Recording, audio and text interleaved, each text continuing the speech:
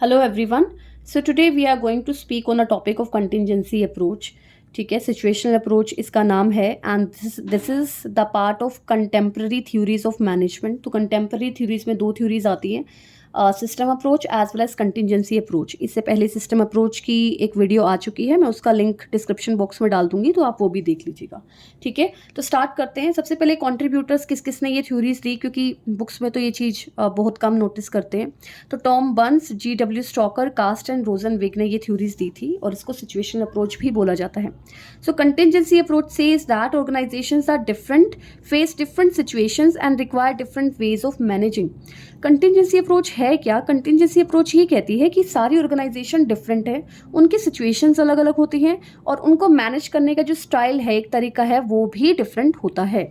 It helps us understand the management because it stresses that there are no universal rules for managers to follow. तो ये किस चीज़ पर focus करती है? ये कहती है कि कोई भी मैनेजमेंट प्रिंसिपल्स और रूल्स ऐसे नहीं होते जो हर सिचुएशन में अप्लाई किया जाए. तो मैनेजमेंट या फिर मैनेजर्स को ब्लाइंडली इन प्रिंसिपल्स या प्रैक्टिसेस को फॉलो नहीं करना चाहिए.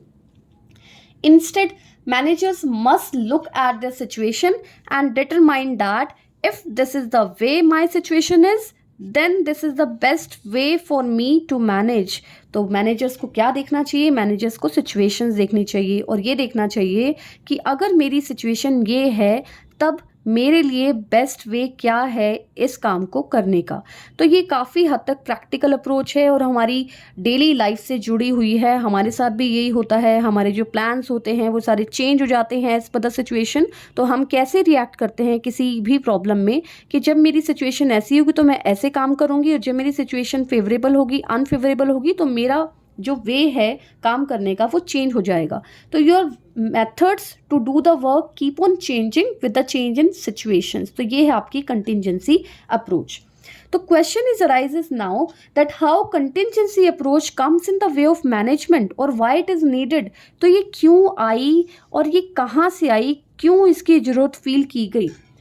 सबसे पहला point, the early management theories came up with the management principles that they generally assume to be universally applicable. तो जब हम साइंटिफिक मैनेजमेंट की बात करते हैं, हेनरी फ्योल की 14 प्रिंसिपल्स की बात करते हैं, तो ये थ्योरिस्ट इस चीज़ पर फोकस करते हैं कि ये हर ऑर्गेनाइजेशन पे लागू होती है, यूनिवर्सली एप्लीकेबल है पूरी मैनेजमेंट. ठीक है, तो इस वजह से कंटिजेंसी अप्रोच आई ये लेके कि हर किसी ऑर्गेनाइजेशन की सिचुएशन जो डिफरेंट होती है और उस डिफरेंट सिचुएशन में एक डिफरेंट तरीका होता है काम करने का. So but later research found exceptions to many of this principle. जैसे डिवीजन ऑफ लेबर जब एक रूल आया, प्रिंसिपल आया, तो ये काफ़ी ज़्यादा यूज़ हुआ. लेकिन अगर हम डिवीजन ऑफ लेबर हर जॉब में करते जाएंगे तो jobs can become too specialise. तो बहुत ज़्यादा स्पेशलाइज्ड हो जाएंगी. वहाँ पे प्रॉब्लम क्या होगी? प्रॉब्लम होगी कि एम्प्लॉय सिर्फ एक ही जॉब कर पाएंगे, वो दूसरी चीज़ के बारे में सोचेंगे ही नहीं. ठीक है, और जब हम ऐसी ऑर्गेनाइजेशंस की बात कर रहे हैं जो काफ़ी हद तक ओपन सिस्टम से रिलेटेड है और एनवायरनमेंट में इतने चेंजेस हो रहे हैं, तो क्या हम इस चीज़ पर रिलाई कर सकते हैं कि हमें सिर्फ एक ही काम आना चाहिए? ठीक है, या फिर हमारे पास सिर्फ एक ही स्किल होनी चाहिए? तो ये चीज़ें आज की डेट में प्रैक्टिकल एप्लीकेबल नहीं थी, इसीलिए कंटिजेंसी अप्रोच मैनेजमेंट में लाई गई. Management principles and techniques can not be used in all situation, जैसे कि हमने पहले भी बात करी, क्योंकि ये सारी की सारी सेम सिचुएशन में नहीं यूज़ की जा सकती. Different and changing situations require managers to use different approaches and technique. जैसे आपकी सिचुएशन चेंज होती है, आपकी अप्रोच और टेक्निक चेंज होने लगती है. The contingency approach to management is based upon the premise that there is no one best way to handle any of the management problems. कोई बेस्ट तरीका है ही नहीं. ठीक है, किसी आप एक तरीकों को ये नहीं कह सकते कि ये हर किसी पर लागू हो जाएगा. कोई बच्चा 4 बजे उठ के पढ़ रहा है तो ये ज़रूरी नहीं है कि हर बच्चा भी 4 बजे उठ के पढ़ेगा. ठीक है, तो ये सिचुएशनल है, सिचुएशन पे डिपेंड करता है. कई लोगों को रात में पढ़ना ज़्यादा अच्छा लगता है, वो ज़्यादा एनर्जेटिक रात में फील करते हैं, कुछ लोग सुबह फील करते हैं, कुछ लोग इवनिंग में फील करते हैं. तो it's totally depend upon the situation, it's totally depend upon the environment which you are having at your home. ठीक है, तो ये सब चीज़ें बिल्कुल सिचुएशनल होती है. The applications of each management principles and practices is contingent upon the particular situation. तो आप किसी सिचुएशन में क्या लीडरशिप स्टाइल यूज़ करोगे, क्या स्ट्रक्चर होगा, किस तरह का मेथड होगा, वो डिपेंड करता है सिचुएशन पे। और ये किससे रिलेटेड है, ये सिस्टम अप्रोच से रिलेटेड है। ये कहाँ से निकल के आई है, जनरली ये सिस्टम अप्रोच से ही निकल के आई है। वहाँ पे एक बिलीव था कि ऑर्गेनाइजेशन ओपन सिस्टम से रिलेटेड होती है। ओपन सिस्टम्स का मतलब जो एनवायरनमेंट से अफेक्टेड भी हो और जिसका इम्पैक्ट एनवायरनमेंट पर पड़े। और एनवायरनमेंट क्या है आपका, एक्सटर्नल एनवायरनमेंट, ठीक है, वो आपका demographic environment, sociological environment, technological environment, competition, government, तो ये सारे के सारे आपके एक्सटर्नल एनवायरनमेंट है। तो ऑब्वियसली सारी ऑर्गेनाइजेशन इनसे इम्पैक्ट भी होती है और इम्पैक्ट भी करती है, कॉम्पिटिशन को इम्पैक्ट करती है, ठीक है। तो इस तरह से इस डेवलपमेंट को आगे ले जाया गया कंटिजेंसी अप्रोच के थ्रू। तो अगर ये क्वेश्चन आए कि कंटिजेंसी अप्रोच कहाँ से आई, contingency approach come from the system approach of management, ठीक है। फीचर्स करते हैं जल्दी से, फीचर्स क्या क्या है इस अप्रोच की। सबसे पहले open system perspective based upon system approach, हमने अभी भी रीड किया कि ये ओपन सिस्टम अप्रोच पर बेस्ड है, सिस्टम अप्रोच से ही आई है। एंटायरली सिचुएशनल, पूरी सिचुएशनल पर बेस्ड है। जैसे जैसे आपकी सिचुएशन चेंज होंगी आपके मैनेजमेंट स्टाइल चेंज होते जाएंगी। Third, if and then approach, यहाँ पे इफ और देन अप्रोच का बहुत इंपॉर्टेंट रोल है। इफ क्या होते हैं आपके एनवायरमेंटल वेरिएबल्स, अगर ऐसा होगा तो मैं किस तरह का स्टाइल यूज करने वाली हूँ। तो देन क्या है आपके मैनेजमेंट वेरिएबल्स हैं, ठीक है। फॉर एग्जाम्पल अगर कंपटीशन ज़्यादा हुआ तब आप क्या क्या करोगे। फॉर एग्जाम्पल मार्केटिंग में आप क्या करोगे, आप प्राइसेस कम कर दोगे, ठीक है, या फिर आप प्रोडक्शन उसकी थोड़ी सी कम कर दोगे ताकि उसकी डिमांड बनी रहे। अगर आप ओवर प्रोडक्शन करते रहोगे जहाँ पे आपका कंपटीशन बहुत ज़्यादा है तो अल्टीमेटली आपका जो सप्लाई होगी वो मार्केट में बहुत ज़्यादा बढ़ जाएगी, उसकी वजह से आपके प्राइसेस अल्टीमेटली फॉल हो जाएंगे, आपको लॉसेस होना शुरू हो जाएंगे।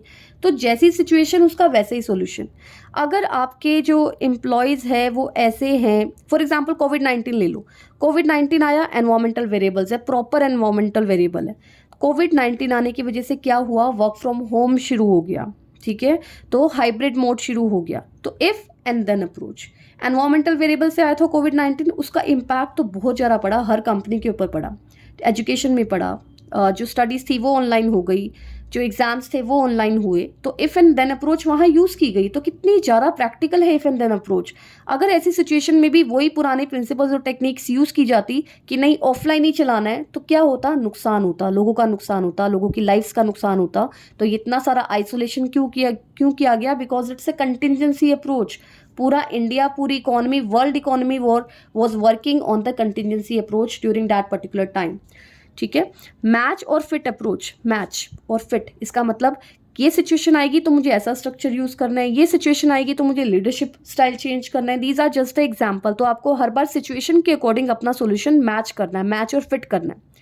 Depends upon ability to do cope up with the environment, आप एनवायरमेंट से कैसे डील करते हो, ये कंटिजेंसी अप्रोच इसके ऊपर काम करती है। आपका जो लीडर है वो डायनामिक होना चाहिए, उसको इतनी समझ होनी चाहिए कि एनवायरनमेंट में ये चेंज आएगा, बाहर से कुछ चेंज आने वाला है, तो वो उसे पहले से एंटिसिपेट करे और एनवायरनमेंट के साथ काम करे, अपने आप को अडेप्टिव बनाए, ठीक है। अगर आपको लगता है कि आने वाले टाइम में कंपटीशन बहुत ज़्यादा आने वाला है, जॉब्स में बहुत मारामारी होनी है, तो आप क्या करोगे, यू विल प्रिपेयर योरसेल्फ। और वो प्रिपरेशन कैसे होगी, बाय एक्वायरिंग द स्किल्स। आप नॉलेज बेस्ड अपना ज़्यादा डिफाइन करोगे बजाय कि मार्क्स बेस्ड। तो आपको नॉलेज पे ध्यान देना, आपको स्किल सेट अपना डेवलप करना है ताकि आप उस कॉम्पिटिशन को बीट कर पाओ। नो वन वे टू और बेस्ट वे टू मैनेज, हर काम को करने का तरीका अलग अलग होता है हर मैनेजर का और हर ऑर्गेनाइजेशन का अलग है, क्योंकि हर ऑर्गेनाइजेशन की सिचुएशंस अलग है, उसकी प्रॉब्लम अलग है, उसके सॉल्यूशंस अलग हैं, ठीक है। तो ये अप्रोच कहती है कि पूरी तरह से सिचुएशनल है, जैसी सिचुएशन आएगी उसके हिसाब से ही काम किया जाएगा। आगे चलते हैं, कॉन्ट्रीब्यूशंस ऑफ कंटिजेंसी अप्रोच। क्या क्या कॉन्ट्रीब्यूशंस, क्या क्या फायदे थे। ओपन माइंडेड अप्रोच है, ठीक है। ओपन माइंडेड क्यों, क्योंकि आपको पता है कि भैया चेंज तो होगा और चेंज होगा एक्सटर्नल एनवायरनमेंट पे, तो हमें भी उसके अकॉर्डिंग चेंज होना पड़ेगा। Second is promotes analytical and critical multi dimensional thinking. आपकी जो थिंकिंग है, आपका जो विजन है वो बहुत ज़्यादा क्लियर हो जाता है। आप कुएं के मेंढक नहीं रहते, आप उससे बाहर आके सोचते हो, क्योंकि आपको पता है कि एनवायरनमेंट में कभी भी कोई भी चेंज हो सकता है, कभी भी कोविड-19 वापस आ सकता है, कभी भी टेक्नोलॉजी में चेंज हो सकता है, चैट जीपीटी आ गया, there are lot of changes, ठीक है। तो उससे आप एक एनालिटिकल और क्रिटिकल थिंकिंग आपकी डेवलप होती है और आप कुछ आउट ऑफ बॉक्स सोचते हो फिर जाके। आइडेंटिफाई द डायनामिक एनवायरनमेंट, तो आपको पता चलता है कि एनवायरनमेंट कितना डायनामिक है, और उस डायनामिक एनवायरनमेंट से आप पूरी तरह से उसकी पूरी नॉलेज रखते हो कि आप बाहर क्या चल रहा है। Integrate the earlier approaches as per the situation, इसका मतलब ये बिल्कुल नहीं है कि आपने मैनेजमेंट प्रिंसिपल्स और टेक्निक्स को बिल्कुल बेकार ही बोल दिया, आपने ये बोला कि इसकी तो रेलेवेंस नहीं है। नहीं, ऐसा नहीं है। आपको अपनी सिचुएशन के अकॉर्डिंग उन्हीं मैनेजमेंट प्रिंसिपल्स एंड एप्लीकेशंस के साथ काम करना है, ठीक है। For example rule of centralisation decentralisation, example दे रही हूँ जस्ट में। सेंट्रलाइजेशन क्या होता है? सेंट्रलाइजेशन का मतलब है कि आपने सारी पावर्स अपने पास रखी, ठीक है, और आपने किसी को पावर नहीं दी। वो किस सिचुएशंस में होगा? जब आपके रूटीन वर्क है, हम मान के चलते हैं, या फिर ये बोला जा सकता है कि कुछ इस तरह का काम आप डील करो जिसमें सीक्रेसी ज़्यादा मेंटेन करनी पड़ती है, तो उसमें पावर आपके हाथ में होगी। अगर आपको लगता है कि ऐसे रूटीन मैटर्स के काम है जो हर कोई कर सकता है, वहाँ पे आप डिसेंट्रलाइजेशन पे जा सकते हो। तो it depends upon the situation. तो ऐसे ऐसे आपको बहुत सारे एग्जाम्पल मिल जाएंगे जो आपको ये डिफाइन करेंगे कि पुरानी अप्रोच के साथ मिलकर कैसे काम किया जा सकता है। फोकस ऑन रिएक्टिव स्ट्रैटेजी, ये रिएक्टिव स्ट्रैटेजी पर बेस्ड है। दो तरह की स्ट्रैटेजी होती है, रिएक्टिव और प्रोएक्टिव। रिएक्टिव स्ट्रैटेजीज वो स्ट्रैटेजीज होती है जो पास्ट में जो काम हुआ है या पास्ट एक्सपीरियंसेस से सीखती है, ठीक है। तो ये फोकस करती है रिएक्टिव स्ट्रैटेजी से। मोर एक्लेक्टिक मीन्स डिफाइनिंग और deriving ideas style from the diverse range of sources, ये बहुत सारी जगह से इंफॉर्मेशन कलेक्ट करती है, फिर अपना डिसीजन बनाती है। तो ये बाकी जितनी भी अप्रोचेज जब हम इनका नाम लेते हैं, उन सबसे ज़्यादा डायनामिक है, इसीलिए हम इसको बोल रहे हैं एक्लेक्टिक। Eclectic means dynamic. तो ये सारे के सारे कॉन्ट्रीब्यूशन थे कंटिजेंसी अप्रोच के। तो अब जल्दी से इसकी क्रिटिसिज्म कर लेते हैं कि इसकी भी कुछ लिमिटेशंस है, वो क्या क्या है। सबसे पहला, adds confusion to the managers को ये कंफ्यूज कर देती है। अब आप कहोगे कंफ्यूज कैसे करती है? वो ऐसे, क्योंकि मैनेजमेंट प्रिंसिपल्स और प्रैक्टिसेस तो आ गई, ठीक है, अब उनको अप्लाई करने का भी पता है कि उसको डिवीजन ऑफ वर्क को कैसे किया जाएगा, ऑर्गेनाइजेशन स्ट्रक्चर क्या होता है, डिसेंट्रलाइजेशन क्या है, लेकिन कब कौन सा मैनेजमेंट प्रिंसिपल यूज करना है ये मैनेजर्स की बुद्धि पर डिपेंड करता है। वो कितना डायनेमिक है, वो कितना दूर की सोच पाते हैं, वो कितना एनवायरनमेंट को अडाप्ट कर पाते हैं। अगर कोई लीडर ऐसा है कि उसे पता ही नहीं चल रहा है एनवायरनमेंट पे क्या हो रहा है, वो अनअवेयर है टोटली, तो उसके दिमाग में तो कन्फ्यूजन ही रहेगी, वो पुराने मैनेजमेंट प्रिंसिपल्स पे चलता रहेगा और अपनी ऑर्गेनाइजेशन को बचा नहीं पाएगा। Second is based on reactive strategy but proactive strategy is more relevant. जैसे कि मैंने आपको भी बताया था कि रिएक्टिव स्ट्रैटेजी क्या होती है कि based on the past data, पुराने डेटा को देखते देखते आप कुछ प्लान करते हो, लेकिन कंटिजेंसी अप्रोच में प्रोएक्टिव स्ट्रैटेजी की जरूरत होती है। प्रोएक्टिव का मतलब कि आप एनवायरनमेंट को पहले से ही भाप लो कि कुछ होने वाला है और उसके अकॉर्डिंग अपने प्लान्स तैयार कर लो, ठीक है। Doesn't recognise the influence of management principles, कहीं ना कहीं जो मैनेजर्स है उनका जो एक बिलीफ है वो मैनेजमेंट प्रिंसिपल्स पर कम होने लगता है, क्योंकि हर बार आप ये सोच लेते हो कि these are not static, these are dynamic and every time I will act as per the situation. तो जब आप इस तरह से काम करते हो तो कहीं ना कहीं आप मैनेजमेंट प्रिंसिपल्स की रेलेवेंस को नहीं मानते। नो थ्योरेटिकल फाउंडेशन, कोई थ्योरी नहीं थी इसके बेसिस पे, जैसे साइंटिफिक मैनेजमेंट की थ्योरीज थी, कुछ एक्सपेरिमेंट हुए उसके बेसिस पर कुछ निकल के आया, फिर फेयोल ने कुछ इंटरव्यूज कराए, कुछ स्टडी की, उसके बेसिस पर कुछ निकल के आया। जैसे एल्टन मायो के एक्सपेरिमेंट थे, हाउथॉर्न एक्सपेरिमेंट, तो वहाँ पे कुछ एक्सपेरिमेंट्स किए गए, लेकिन यहाँ पर कोई भी ऐसी थ्योरी नहीं थी। और थ्योरिस्ट ये बोलते हैं कि without theoretical foundation you can not there is no reliability of the solutions. तो यहाँ पे रिलायबिलिटी के ऊपर क्वेश्चन मार्क था, जबकि आज की डेट में हम ये मानते हैं कि contingency approach is the best approach for managing the organisations. Reason being, क्योंकि हम सबको पता है कि ऑर्गेनाइजेशंस कितने डायनेमिक है और इतने डायनेमिक एनवायरनमेंट में आपको चेंजेस के साथ काम करना पड़ता है, ठीक है। चलिए, next important topic is difference between system approach and contingency approach. तो काफ़ी बार क्वेश्चन यहाँ आते हैं कि दोनों के बीच में डिफरेंस क्या है। तो जिन्होंने सिस्टम अप्रोच को अभी तक नहीं पता लगा है, जिन्होंने ये वीडियो नहीं देखी है, तो पहले प्लीज़ सिस्टम अप्रोच देख लीजिएगा, फिर आप इस डिफरेंस पर आइए, वरना अदरवाइज बहुत कन्फ्यूजन होगी अगर आपने सिस्टम अप्रोच नहीं पढ़ा, ठीक है। तो स्टार्ट करते हैं। System approach, it treats all organizations are same in respect of size, structure and dynamics। वो कह रहा है कि सेम है, पूरी सारी ऑर्गेनाइजेशन सेम होती है। अगर आपने इसकी वीडियो देखी होगी जो मैंने बनाई थी सिस्टम अप्रोच पर, तो वहाँ पे एक चीज़ थी, हमने कभी भी बात नहीं करी कि ऑर्गेनाइजेशन डिफरेंट होती है। डिफरेंट होती है ऑर्गेनाइजेशन, वो कहाँ बात हुई थी? वो कंटिजेंसी अप्रोच में बात हुई थी कि every organisation is different, their situations are different, their ways of managing are different. ठीक है, तो पहला तो आपका डिफरेंस यहाँ आ जाएगा। Second is it is neutral on the validity of management principles and practices. ये तो कुछ नहीं बोल रहा, ये बिल्कुल चुप थी ये थ्योरी कि मैनेजमेंट प्रिंसिपल्स एंड प्रैक्टिसेस कितनी रेलेवेंट है। जबकि कंटिजेंसी अप्रोच मोर प्रैग्मेटिक थी। Pragmatic means dealing with the problems in a practical way rather than following a principles. वो कह रहा था कि प्रिंसिपल्स को फॉलो करने की बजाय आप उसका सोल्यूशंस निकालो। ठीक है, तो ये एक दूसरा डिफरेंस हुआ। तीसरा difference, it recognises the interactions and interdependencies among system and सब सिस्टम। ये तो बता रहा है कि दोनों सिस्टम में क्या इंटरैक्शन है और इंटरडिपेंडेंसीज है। हमें पता है कि डिपार्टमेंट्स के बीच में इंटरैक्शन जरूरी है, उनके बीच में डिपेंडेंसी भी है, पर इन इंटरकनेक्शन या इंटरडिपेंडेंसी की क्या इम्पैक्ट होता है वो सिस्टम अप्रोच में नहीं दिखाया गया, वो दिखाया गया कंटिजेंसी अप्रोच में। क्योंकि इसको ये चीज़ दिखाई दी, obviously contingency approach is an improvement over system approach. उसने ये इम्पैक्ट दिखाया कि एनवायरमेंट का बहुत इम्पैक्ट पड़ता है ऑर्गेनाइजेशन की परफॉर्मेंस पे, उसके सब डिपार्टमेंट्स पर। Fourth difference is it provides a theoretical model of understanding of system and subsystem। इसका एक theoretical model था, एक डायग्राम भी था जिसमें इनपुट आउटपुट और बीच में ट्रांसफॉर्मेशन प्रोसेस दिखाया जाता है, और ये दिखाया जाता है कि इनपुट्स एनवायरमेंट से लिए जाते हैं और बाद में वो वापस एनवायरमेंट में डाल दिए जाते हैं। लेकिन ये क्या था? एक्शन ओरिएंटेड था। इसका सारा फोकस कहाँ था? Finding solutions as per the situation, कि ऐसी सिचुएशन होगी तो सिचुएशन के हिसाब से आपको एक सॉल्यूशन निकालना है। तो बाकी डिफरेंस भी देख लेते हैं, 2 डिफरेंस बचे। Fifth difference is it focuses on the internal dynamics of an organisational structure and behaviour. तो ये पॉइंट देख के डरना नहीं है। डायनामिक्स होता है the way of interaction, the ways of behaviour.